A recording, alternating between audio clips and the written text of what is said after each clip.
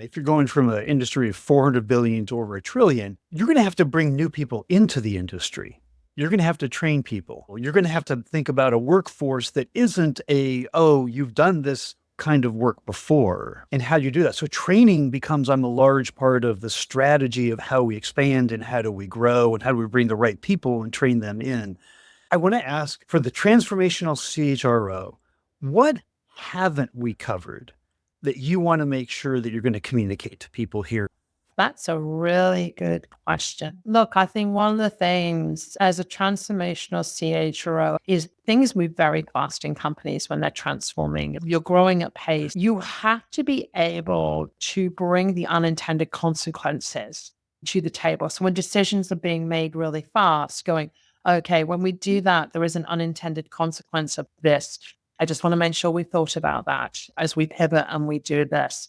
You have to be able to challenge the CEO and the executive team in their thinking. And I don't challenge on everything, but I do challenge on specific things. And when I'm seeing things, I go, hey, this isn't quite going as I think we thought it should do that. And especially with the CEO, I was a CHRO, a very good friend who is a CHRO. When I first became a CHRO, told me something that I have never forgotten.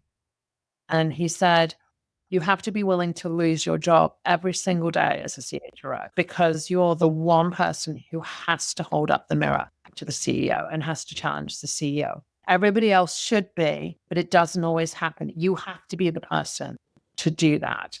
And in transformation, when CEOs are moving fast, you have to be able to challenge them and talk to them and give them feedback as you're going through that.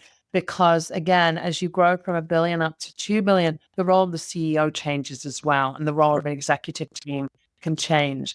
And so being that coach, being that mirror is really important. Fortunately, in 8.5 years, I have not lost my job, but it's really important that you play that role for the CEO. And I said, this is true for any CHRO, but it's definitely a transformation when you're moving at speed to be able to say, hey, have we really thought through what we're doing here?